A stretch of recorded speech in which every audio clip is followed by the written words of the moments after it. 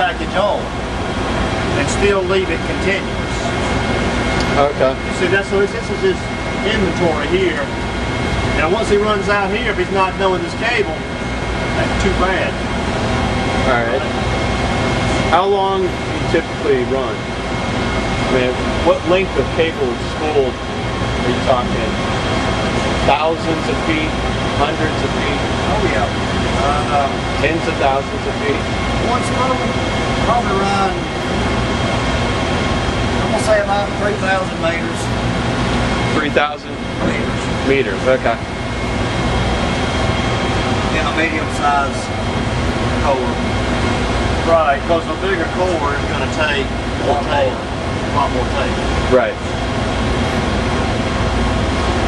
And each of these fixtures are designed specifically for a diameter. For a size. Okay. And he has machine settings for each size. So,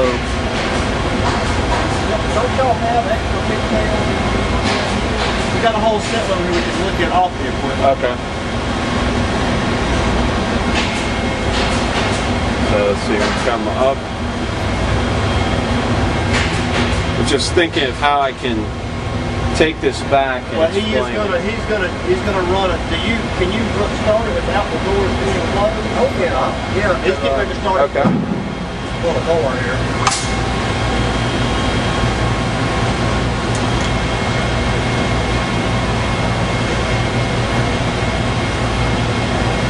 There it goes. See it going in there? Yep. So what you have is, this is running a speed, package is running a speed, and this is running a speed. So you got three different speeds going on. Three different speeds going on. Okay.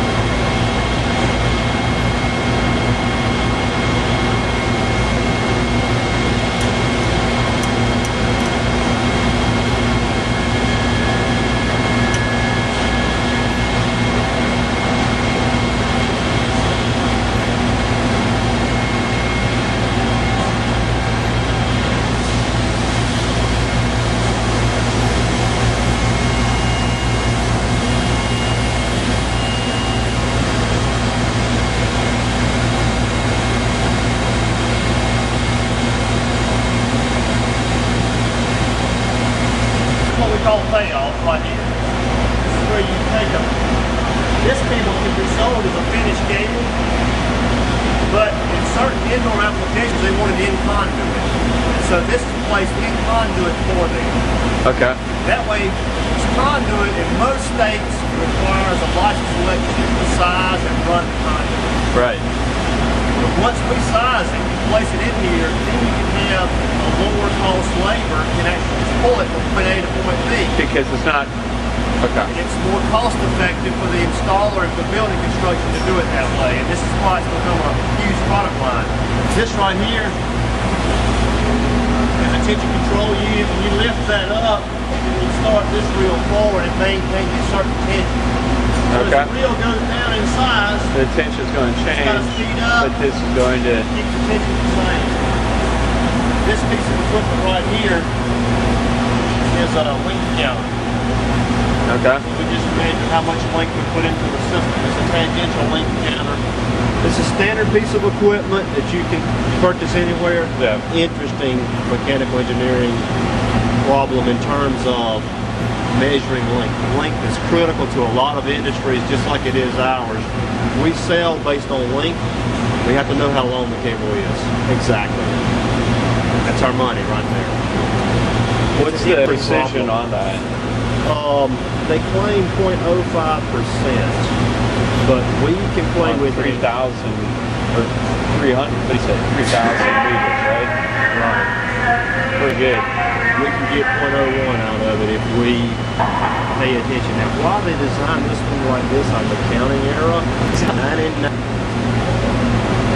92 year or something like that. Pretty funny. Is it taking readings from both of them? Okay. So say you could almost take readings from both of them and take the difference between the two and play with the sum. You always take the higher number and assume the other one's left. We've done that in the past. Because in some, you've got to feel like it can't count higher than what you put in there. Right. There is error, it's slippage error. Yep. Now, the interesting thing is, and this is something the things that I have the most trouble with when engineers come in. This is a tangential count, and that means tangential. If you go into that on a bend, you're wrong. Yeah. Because now you're measuring that belt. That belt's traveling at our speed on that bend race. You've got to be going in on technical. So I have trouble with these guys like this one racing high. This should be adjusted for this cable, so it's going to be wrong. And that's only line of sight. Exactly. We used to have all these things on here to say you have to be touching that roller and touching that roller to do it.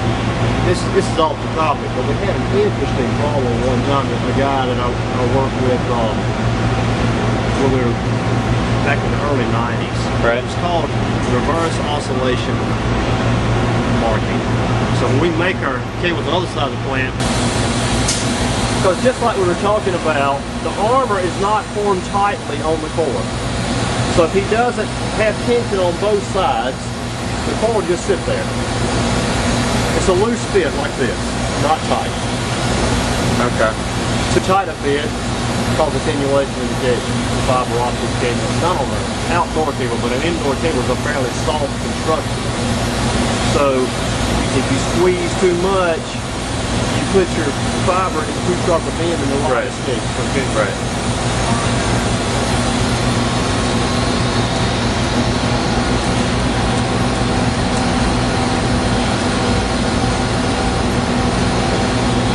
This is smaller size than that one, right? This diameter. This is his cable he was running. So he switched out his pigtail. Okay. It's probably one of these here. He switched this out. Maybe this one or that one. No, that one. It's smaller, right?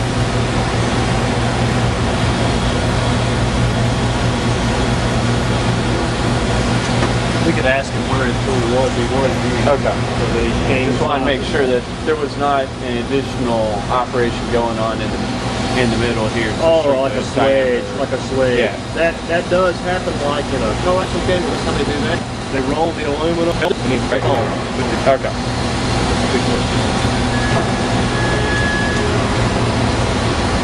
You're about there. So his line parameter is set.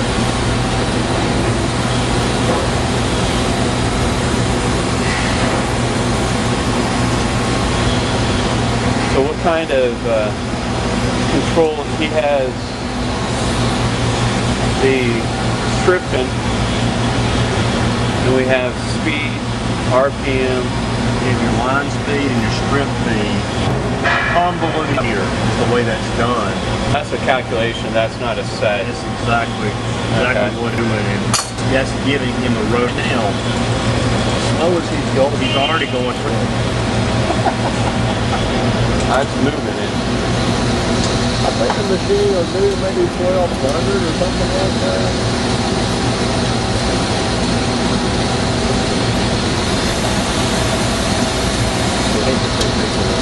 How often do you change out? How often do you change? Twice a day, 5 times a day? It depends. We may change every reel. Depends on what side we need to run first.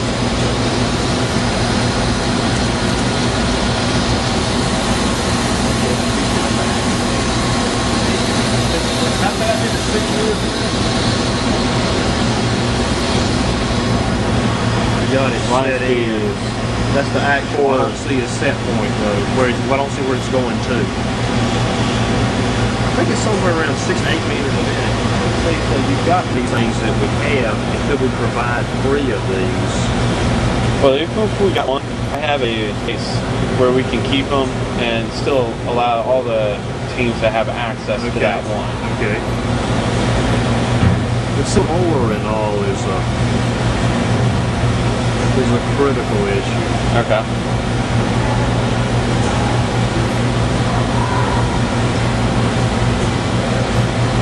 So I guess the purpose of the trip was to see if we could actually pull this off in the spring semester. And we want to be able to hit the ground running. So we would need this. We would need tape, and I think we Right. would need some kind of pre would be the idea. That would be. And we'll see how we can do that.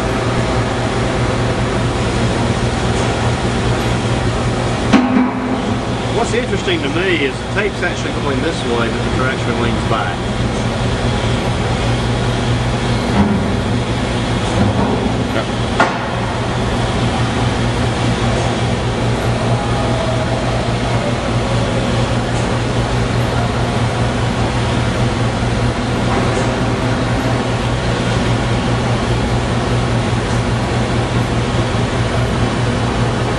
So you take the same S-shaped curve for the same thickness, or do you have multiple different profiles for the same thickness? We use the same width tape, the same thickness tape, the same profile, all of our sizes. For everything. Everything. So the profile is exactly the same. Right. The only difference is this. Okay. And what made me wonder about this whole thing, I know this sounds silly, but students know these books you're going to use over and over again. it's